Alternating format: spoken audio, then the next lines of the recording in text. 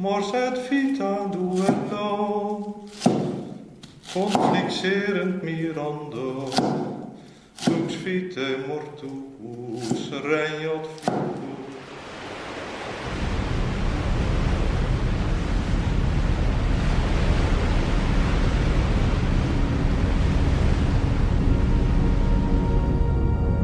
In this year, dire portents appeared over Northumbria and sorely frightened the people. They consisted of immense whirlwinds and flashes of lightning, and fiery dragons were seen flying in the air.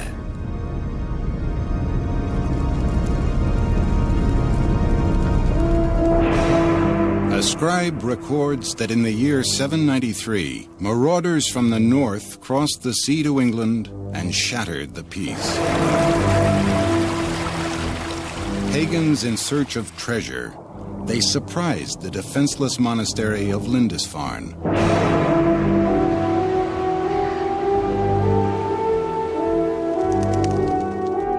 For Christian Europe, the blackest hour of the Dark Ages was about to strike.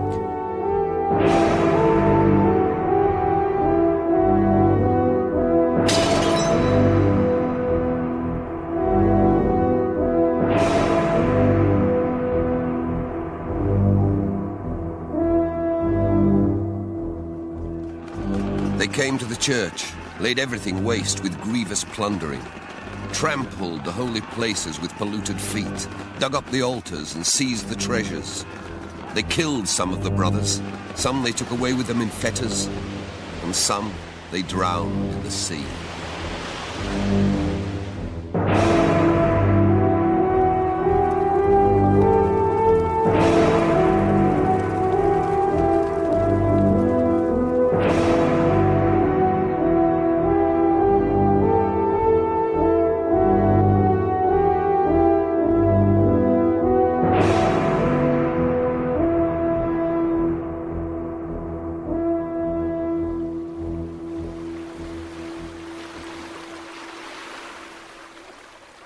For 300 years, the sight of a Viking longship made Europe tremble, for it carried a fearsome crew, the greatest sailors of their day and the fiercest warriors.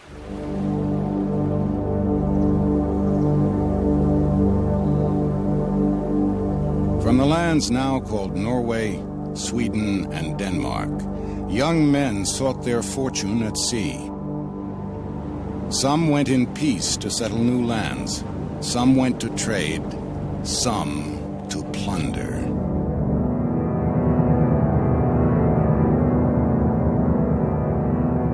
In their sagas, Norse poets recorded and embellished the exploits of these seafaring warriors. Men like Olaf the Stout, Ivar the Boneless, Eric Bloodaxe, and Thorfinn the Skull Splitter. And an especially cruel Viking called Egil Skallagrimsson, whose exploits have been handed down across 1,000 years.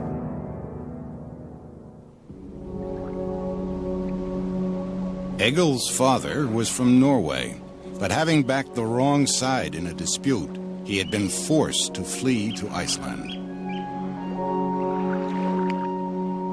There was plenty of driftwood to be had, so Egil's father built and ran a farm, from where his men went out fishing and seal hunting and collecting the eggs of wildfowl.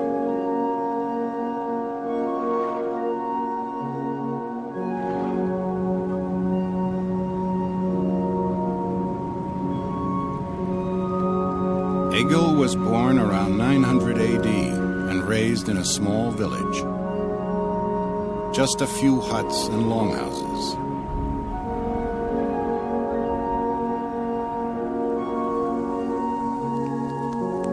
With his family, he lived in one or two windowless rooms, the air hazy with smoke, the walls blackened with soot. An Arab trader from a more civilized land was shocked by some of the Viking customs he witnessed. Anyone who slaughters an animal by way of sacrifice has a pole outside his house and hangs the sacrificed animal there. I have never heard such horrible singing. It's like a growl coming out of their throats, like the barking of dogs, only much more beastly. If a weak child is born there, it's thrown into the sea to save bringing it up. Egil was by no means a weak child.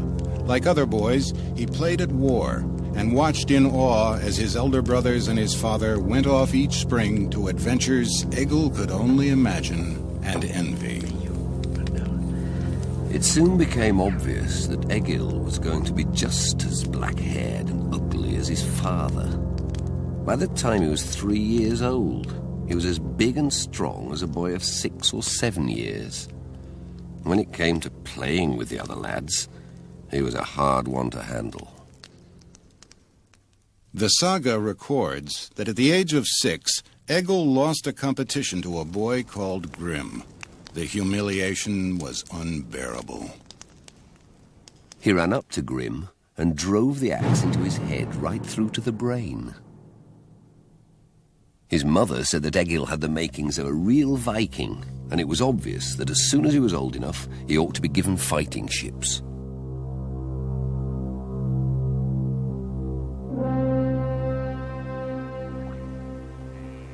In Egil's time, Christianity had not yet worked its way up the fjords of the Norse lands. The Vikings still worshipped a pantheon of gods. Thor rode with the thunder in the sky, and Freya brought fertility to the land. These deities would prove immortal in the form of Thursday and Friday.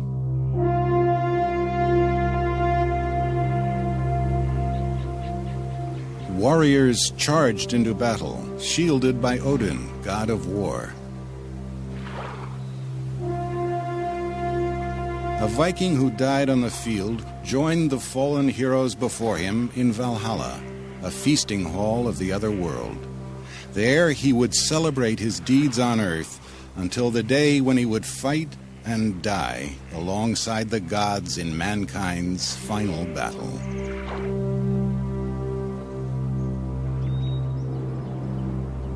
His destiny already ordained, Egil spent his childhood wrestling, dueling, and hunting, perfecting the makings of a real Viking.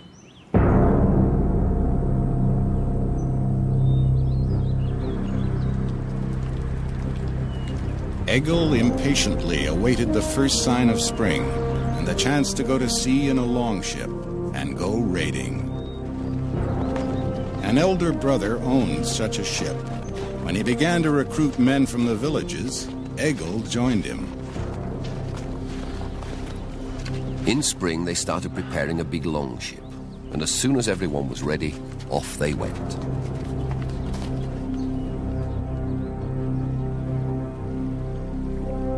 The skill of every warrior would be tested anew in the months at sea. Young Egil himself was embarking on a voyage that would change his life.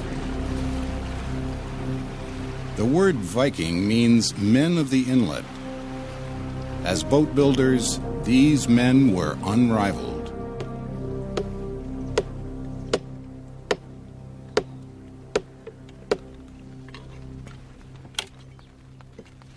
By late in the 8th century, when the Vikings swept down upon the monks at Lindisfarne, the Scandinavians had developed a craft that would change history.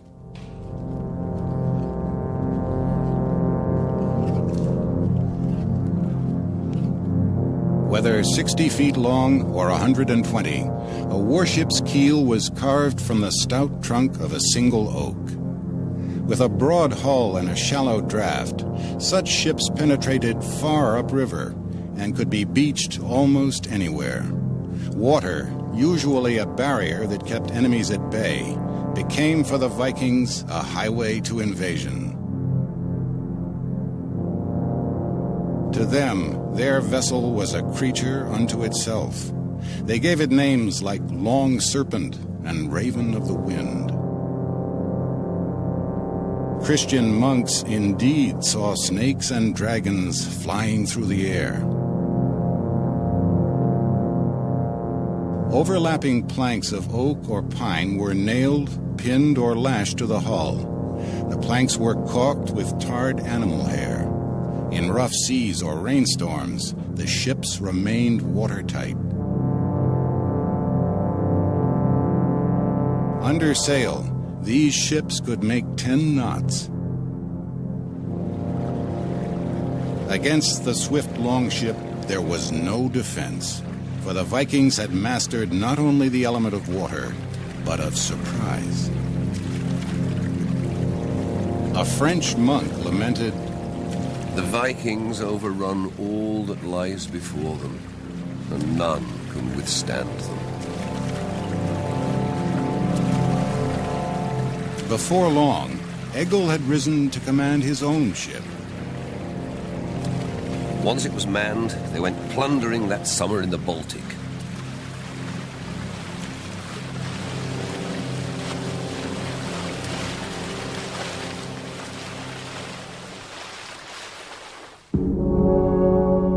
During long stretches at sea, Egil and his crew would pass the time playing board games, such as Capture the King. In their sea chests, the men also carried a number of personal items, not the least their combs. English women appreciated the Nordic men because they combed their hair, washed every Saturday, and changed clothes often.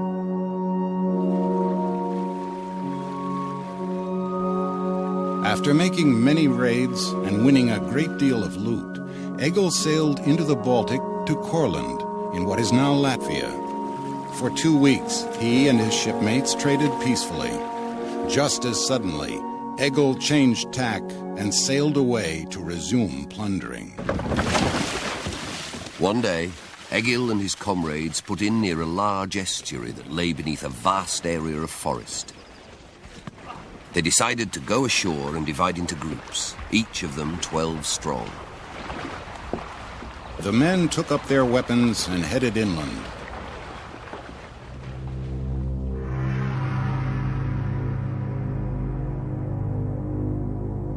Egil carried an iron sword more than 3 feet long called Adder, a sleek serpent that unleashed death whenever it struck.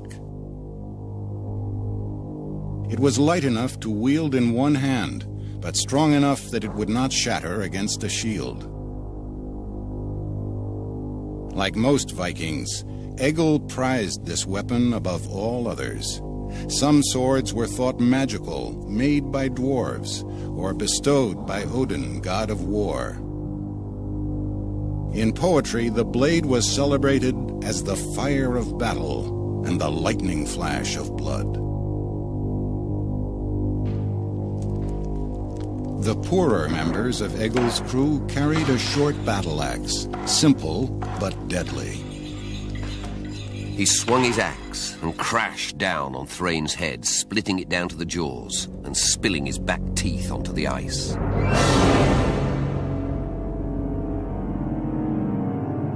Warriors who could afford to wore an iron helmet, which, despite legend, was never horned.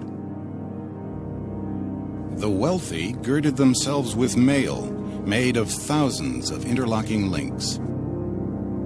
And every warrior carried a round wooden shield.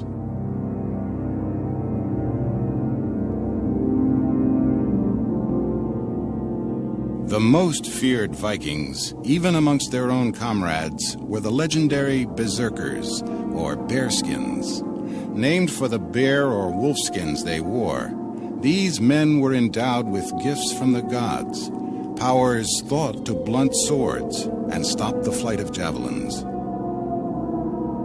From these fanatical warriors, we have the word berserk.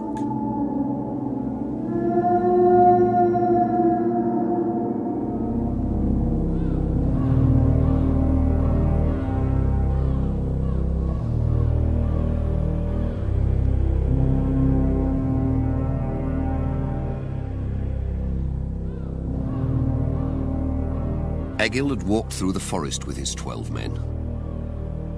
Not far away was a farmstead, so they made for it.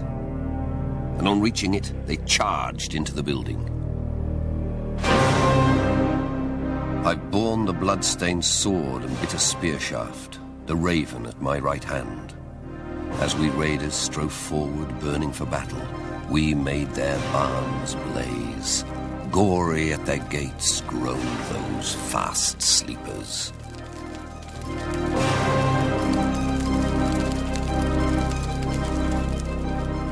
The slumbering farmers were killed in their beds, their possessions looted. Each man gathered his own load and carried it out. Egil picked up a big jewel case, and with that under his arm, he went with his men towards the wood.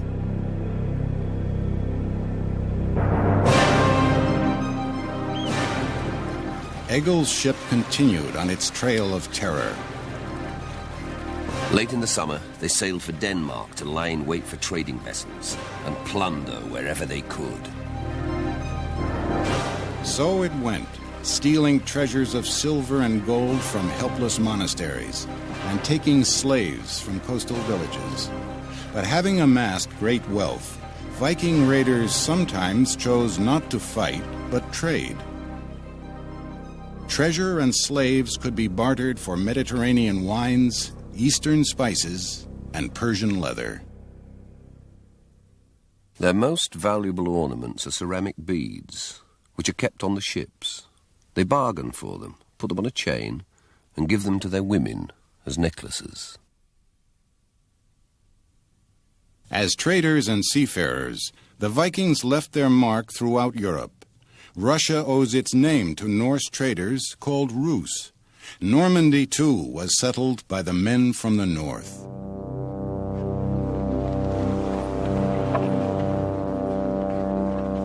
Settlements abroad grew. Vikings brought their families from across the sea and created towns like Kiev and Dublin.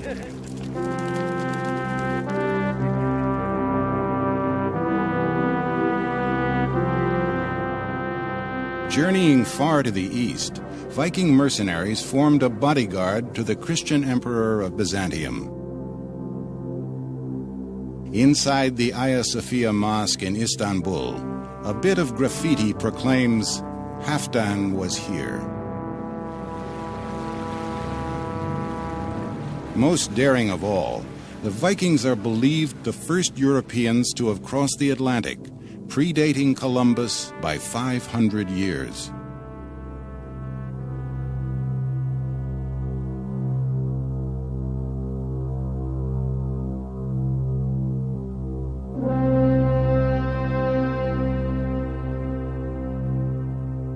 For Egil, the spoils of battle were plenty, silver, gold, and slaves. But rather than savoring his plunder, he was lured back to sea by the thrill of the raid.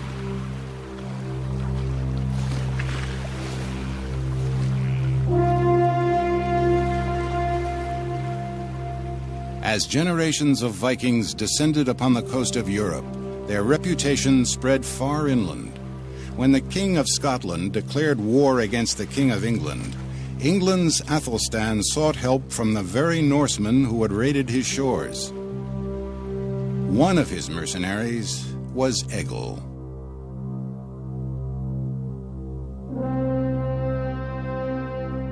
Because England was a Christian country, Egil first had to be baptized. Then, with 360 fellow Vikings under his command, he joined the English king. Athelstan challenged his opponent to a pitched battle.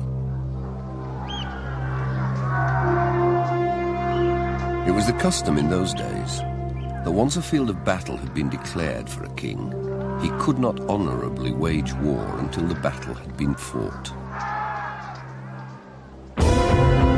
At the appointed time, both armies engaged.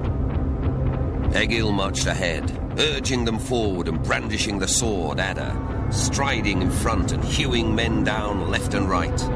He led the men into the thick of the battle, pressing forward. Egil recorded such battles in poetry. The warlord weaves his web of fear. Each man receives his fated share. A blood-red sun's the warrior's shield. The eagle scans the battlefield. Then Egil and his troops caused utter havoc by attacking the Scottish king's unguarded flank. The whole column gave way and began to disintegrate, and the Vikings raised the cry of victory.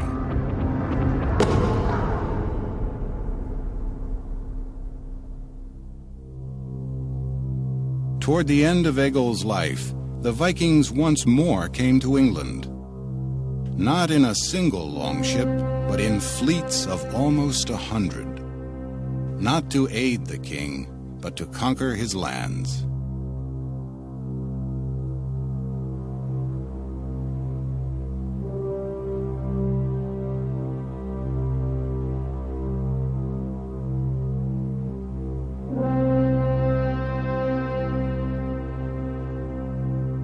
For this race of warriors, death came early through disease or battle.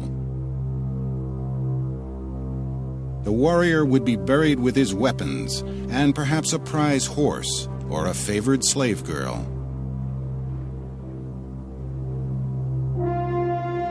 His grave would be outlined by stones in the shape of a longship, the vessel that would carry him to the next world. A few might be honored with a monument alongside a footpath. Large stones, marked with inscriptions, would proclaim their deeds.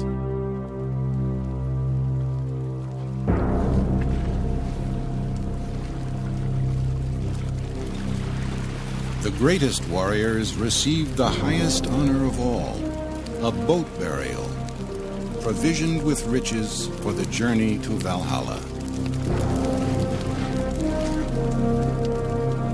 For Egil, death came slowly. I flounder by the fireside, ask females for mercy. Time passes tediously. I tarry here alone, an old, senile elder.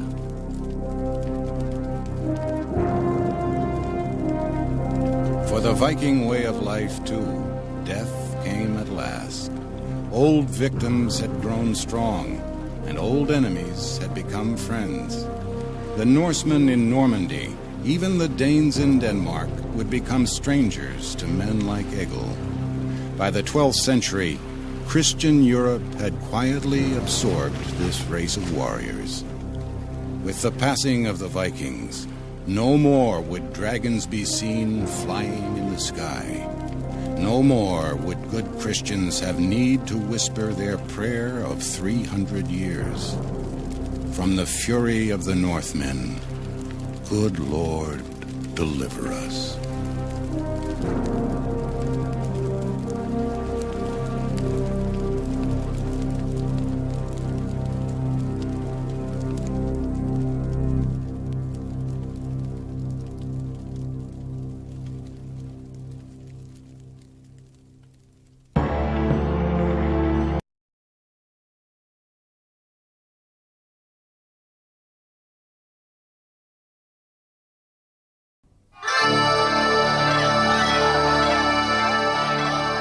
In the Scottish Highlands, where hatreds are as old as the hills, men die easier than feuds. Where clan fights clan, only one hatred can unite them, their hatred of the English.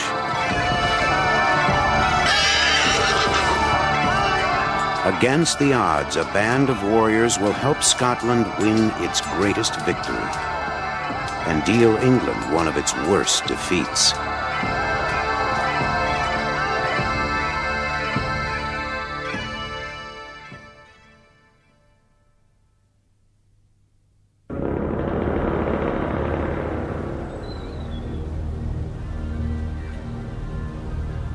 As the 14th century dawns, Scotland is at war with itself.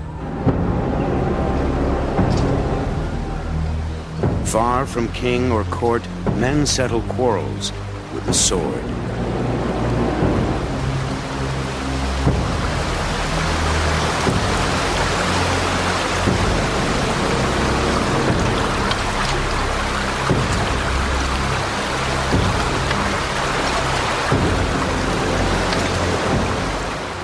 Clan MacDougall has taken arms against its rival, the Campbells.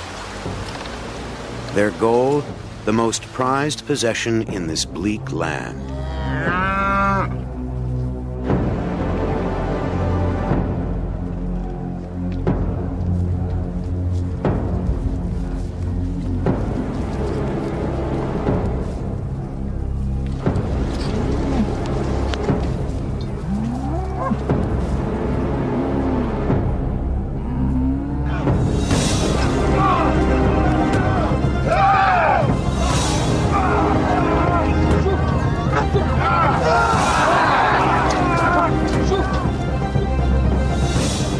It is a triumph for Clan MacDougall, another defeat for Clan Campbell. They have lost a herd, and with it, much wealth.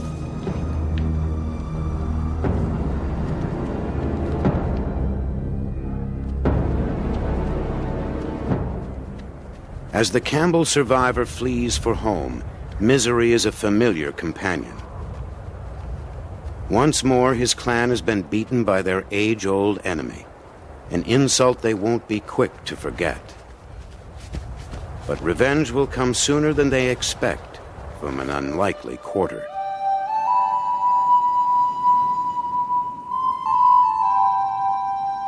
The Campbells' refuge lies in the peaks and folds of the Scottish Highlands. In the 1300s, it is a world apart. Mountains, lochs, and bogs set Highlanders off from the lowland Scots and the rest of Britain. Winters are ferocious, summers soaking. The soil sustains only the hardiest of creatures, and the people, as one lowlander complains, are as hard as the land. The Highlanders are a savage and untamed race, rude and independent. Even language divides the Scots. Lowlanders speak English, Highlanders Gaelic. All they have in common is a king. But to the Highlanders, marooned in their mountains, he is a distant figure indeed. For the Campbells of Argyll in the Western Highlands, their own strength is their only protection against their powerful neighbors, the MacDougalls of Lorne.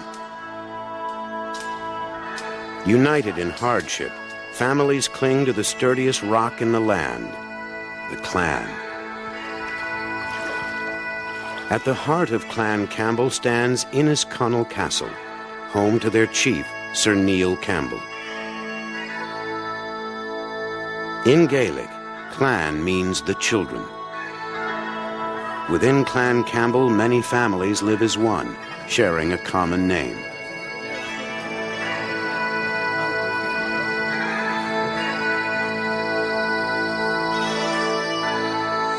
Even the poorest Campbell is welcomed in.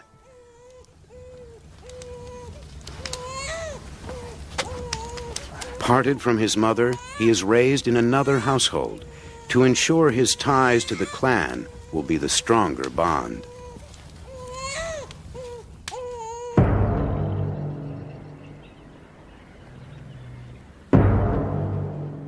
Into the isolated life of the Campbells, change suddenly comes when a stranger arrives.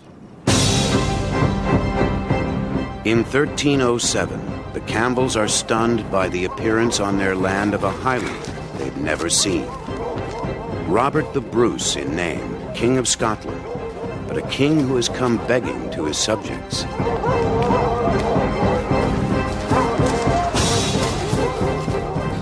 He is a fugitive, charged with the murder of a rival for the crown. His pursuers are his victim's kin, none other than the Campbells' old enemy, the MacDougalls. The Campbells need no other reason to help their king.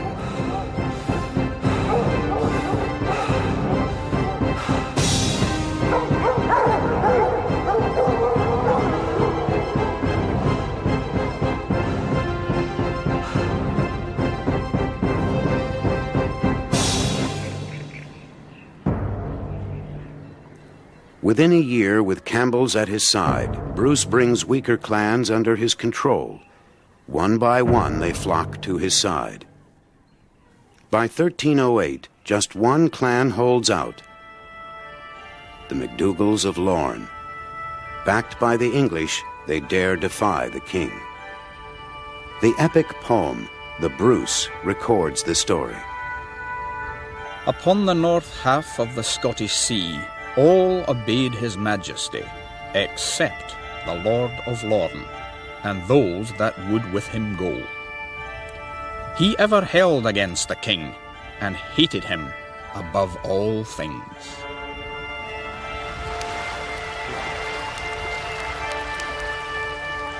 With an old score to settle, the Campbell chieftain summons his men. Their ranks are swollen by broken men. Outlaws from their own clans, they have found a new home with the Campbells. Every man, Campbell by birth or by bond, will share the dangers of battle and the spoils.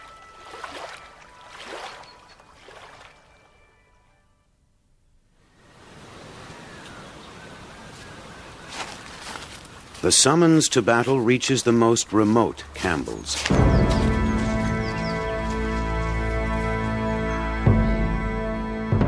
It's a 2-day march to his chief's castle, yet the Highlander travels lightly.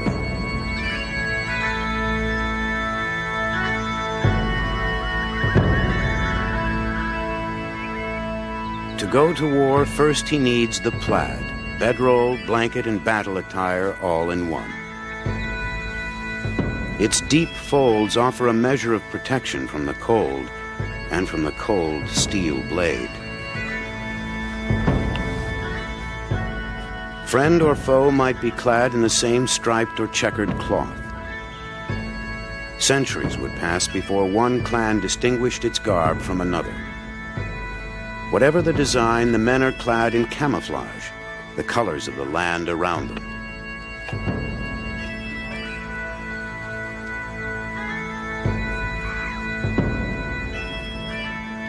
The poorest Campbells wear a lin, a plain linen shirt coated with grease or fat to make it waterproof.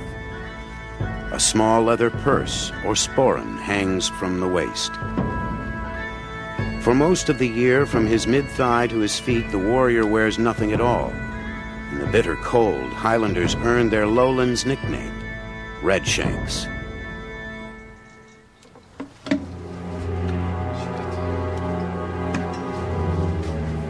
Dressed in their plaids, the Highlanders line up for their other requirement, their weapons.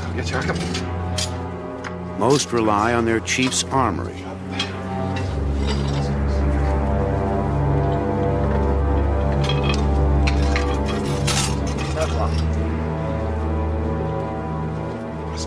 Fired by the chance for revenge and a share of the MacDougall riches, the Campbells strike out into enemy territory. Lorne.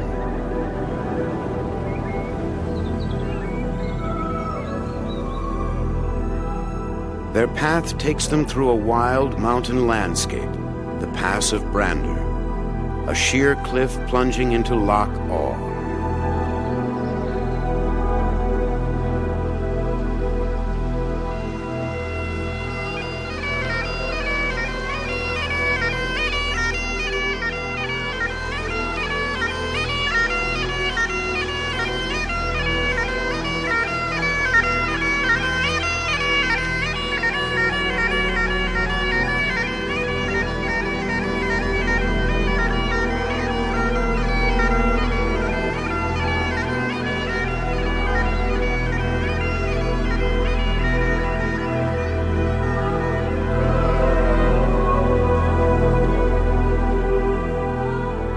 Unopposed, the Campbells confidently march deeper into hostile terrain.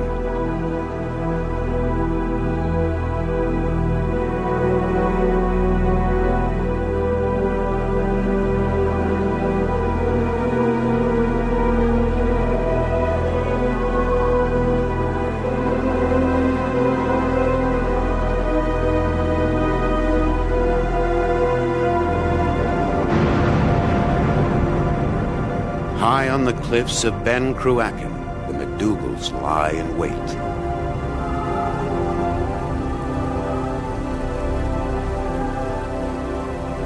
The king and his men held their way, and when the pass had entered they, the folk of Lorn on high, upon the king they raised a cry,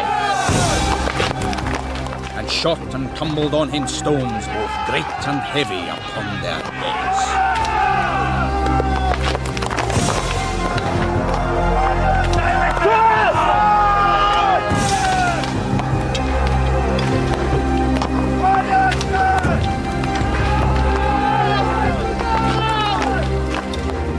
Minutes into the fight, the attackers are themselves attacked.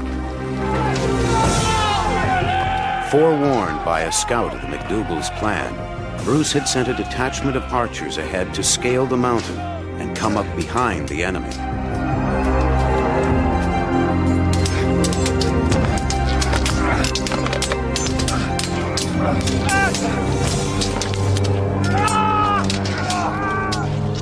The MacDougals find themselves fighting on two fronts.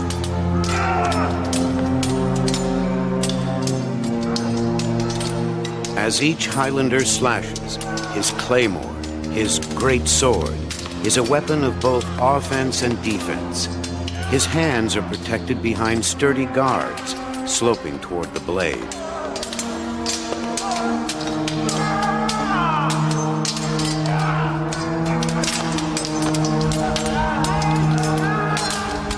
In the hands of any man strong enough to wield it, the Loch Arbor axe, up to 7 feet long. A Campbell hooks his foe, trips him, then turns the blade.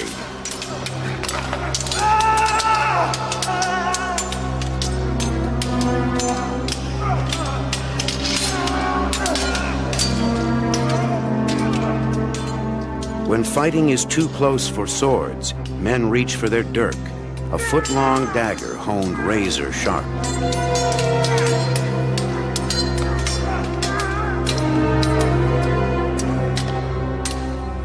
It is the warfare of the Highlands, mastery of weapons and brute strength.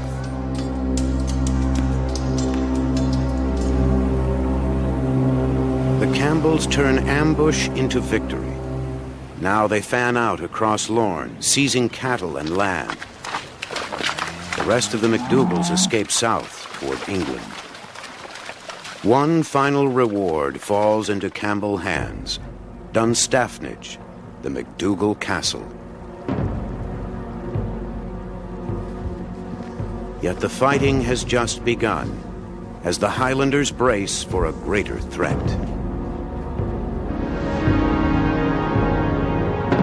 While clan was fighting clan, the English seized footholds in Scottish cities and castles. With all the clans now behind him, and the Campbells in the forefront of his army, Robert the Bruce begins to drive the English back. The Scots recapture castle after castle: Perth, Edinburgh, Roxburgh. By 1314, only one stronghold remains in English hands: Stirling Castle. Guarding the eastern frontier with England, it is known as the Key to Scotland.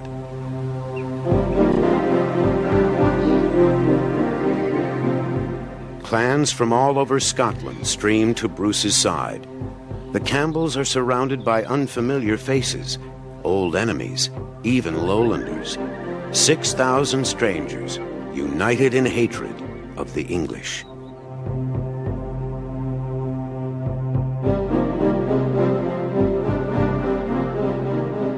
Against them, Edward II, the English king, sends a force 3 times their number. It won't be a fair fight. The English have the advantage of armored knights. The Scots can afford nothing like them. Such horses cost a fortune. Upon them rides another fortune in armor and weapons.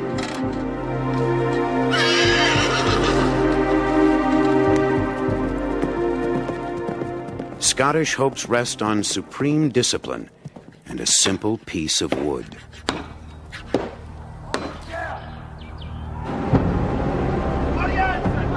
It is a new formation, the Schiltron, or shield troop, a phalanx armed with shields and axes and 14-foot pikes. Even an armored horseman would hesitate to approach this forest of steel. And at full charge, horse and rider would be impaled. For weeks, the Campbells drilled, learning to wheel, to reverse, to advance as one across the battlefield. A thorny hedge of defense suddenly turns to the attack.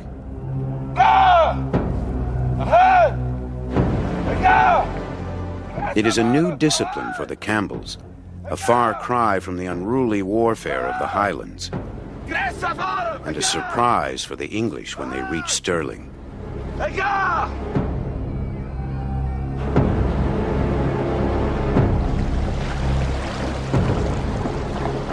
When the battle opens, Scottish pikes force Edward's knights off the field and into a marsh. His horses and his attack bogged down. Camping in the marsh, Edward plans to retake the field the next day and crush the Scots under 1,000 hooves.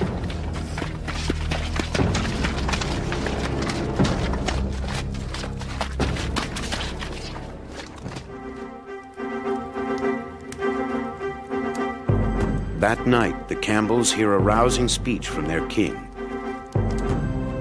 They have come here, trusting in their great power, to seek us in our own land, and have brought here, right into our hands, riches in such great plenty, that the poorest of you shall be both rich and mighty thereby.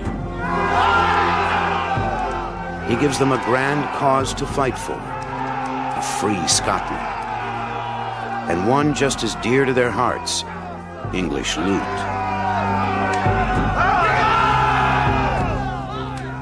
While the English sleep, the Highlanders gird for battle.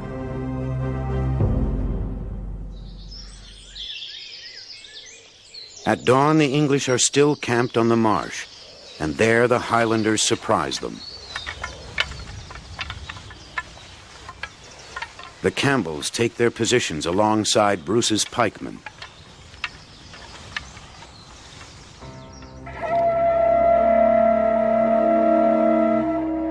To the sound of bullhorns, Bruce leads his Schiltron forward.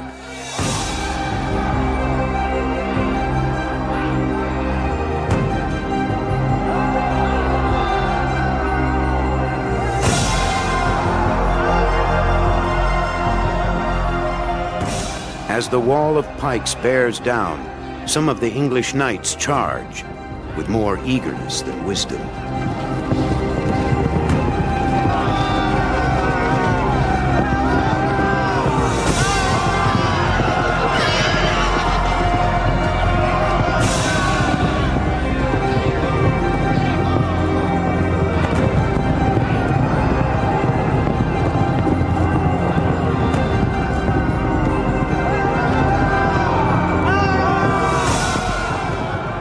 Confusion of battle, the English archers, the teeth of their army, are trapped at the rear, useless, unable to fire without hitting their own knights.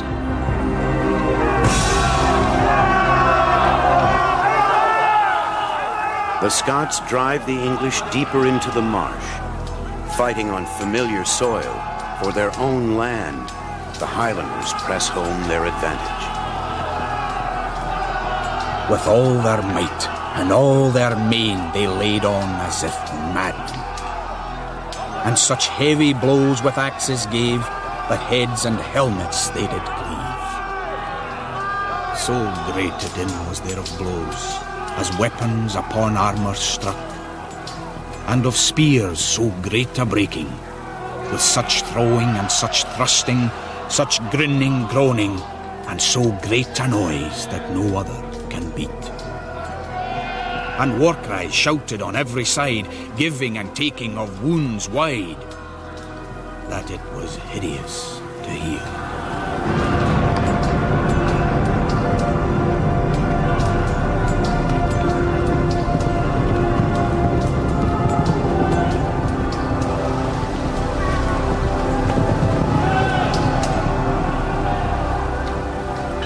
So many horses and knights lay drowned, it was said, that a man could pass over the stream called the Bannock Burn without wetting his feet.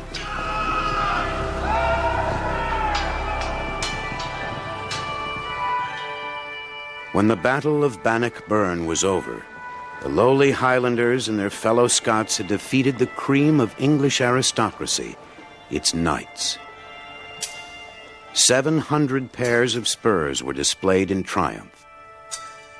During the entire Middle Ages, Bannock Burn was the worst defeat the English ever suffered. As the Highlanders returned home, they carried with them 3 trophies: English plunder, a newfound pride, and a giant step toward keeping Scotland free.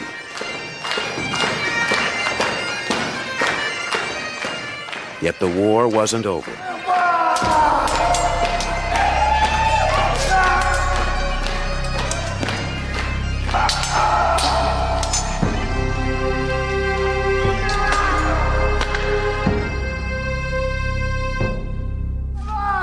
Fourteen more years of bloodshed would pass before England would acknowledge the new king to the north, Robert the Bruce.